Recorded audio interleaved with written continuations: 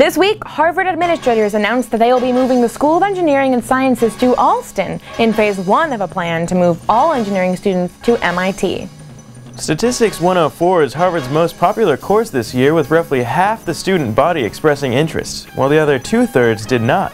Classes can wait. You're on Harvard Time.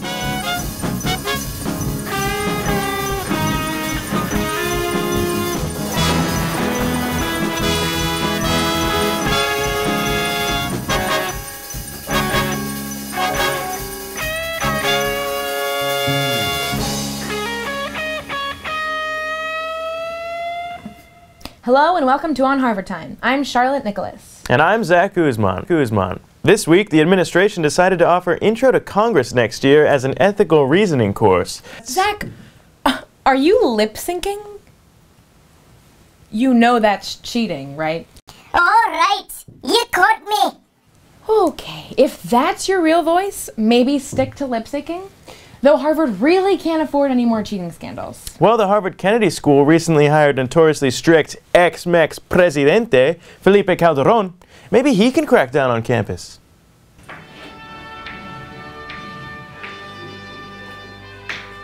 Okay, clase.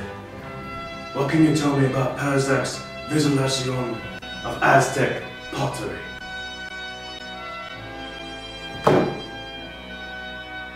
Nadie? If I can get El Chapo to talk, I can get you to talk about Aztec pottery. Huh? The ceramic glaze represents ceremonial social austerity? Bueno. Oh, well.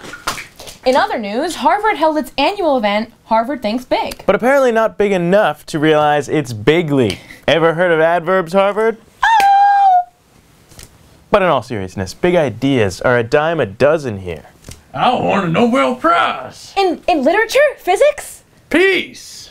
Ah, crap. Keep on dusting, old fart. Well, this year, Harvard shook things up with Harvard Thinks Small. Just take a look. Hello and welcome to the 4th annual Harvard Thinks Small. Could we get, I know it's a small thing, could we get like a real podium that I could use? Hello and welcome to Harvard Thinks Small 4. I guess we know who's going to win the raffle tonight. Yeah. Tonight, 3 Harvard professors will have 5 seconds each to present their small, insignificant ideas. And then we'll have 10 seconds showing in an active Twitter feed. So without further ado, Harvard T4 Inc. Small. It is right there. How to multiply numbers larger than 5 in your head. Well, keep in mind we spent most of the time and budget on the logo. Next speaker. Everybody hates poster gum. I give you sticky walls. Can you believe he teaches English? Professors shouldn't have to lecture or teach in any way. And thank you, Professor Mankiw. Now we go to our Twitter page. Nothing. Well, that's about all the time we have for Harvard Thinks Small 4. Just remember, you'll never get the time you spent watching this back. None of us will. Oh, God. Yeah. Speaking of small ideas, it's that time of year when juniors are interviewing for consulting jobs. Well, On Harvard Time has its very own consultant, Larry. He's here at the studio today. Larry? Yeah, thanks, Larry. Charlotte, our consultant seems to think that you should talk less and dance more. You know, it might raise viewership. You know, I don't even know what consultants do. Well, Charlotte, Harvard tried to explain this in a Super Bowl ad, but unfortunately it ran during the blackout, so no one actually saw it. But we have the tape. And on the 9th day, God looked down on his creation and said, "It's good, but I could use someone to tell me how good a job I did." So God made a consultant. God said, "I need someone who can make a life-changing PowerPoint explaining why the logo's now blue. I need someone strong enough to say, I don't want to change my Harvard Econ undergrad lifestyle. That's smart enough to realize that academia is for poor people. Who's brave enough to say that switching from Helvetica to Times New Roman will fix that company's financial insolvency. It has to be someone who cut costs, but also corners. Someone to fire people, hire people, and fire those people, and innovate and synergize and synovate and energize, and network and lunch in, and layover hungover. And when his son from a secret other family asked what he does, he would laugh.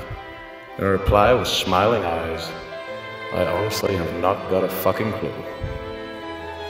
So God created the consultant. Yeah, I still don't get it. Well, Charlotte, have you seen all the people on campus walking around in suits? Oh, those are people interviewing to be consultants. Mm-hmm. Oh, Larry's telling me the people in suits are actually high schoolers here for a debate tournament, and also don't stop dancing. Oh.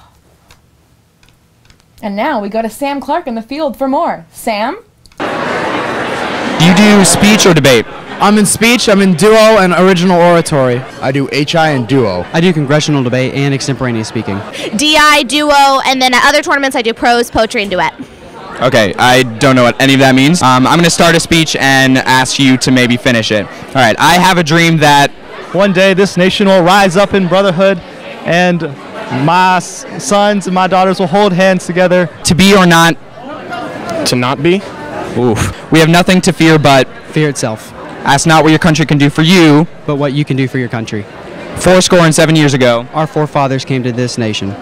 I have a dream that one day, black girl. Time's out. Walk up to the club like, what up, I got a big nose. Bananas are good for your health. Retort. Not good at all, because they have a lot of calories. If you eat half of them, split them with a friend always. Bananas are good for your health. Debate me. Time's up. Do you think that Obama's use of drones in the war on terror is legitimate? That's a good question. My moral code is a consistent one, I think. While I support the use of drone strikes for the overall military aims of the United States, I do oppose attacks like on Anwar al-Awlaki. What? When I find out information is look it up on Google, and I think Google is really reliable, and if you want to know anything that you should look it up on Google. So now it's up to you, Zach and Charlotte. Who is the master debater? Back to you. Larry seems to think that you shouldn't talk anymore, and since your dancing actually decreased viewership, why don't you just play the violin? Every time.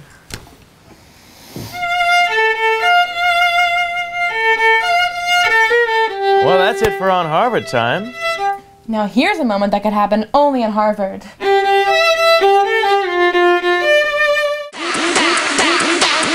Do the Harlem Shake.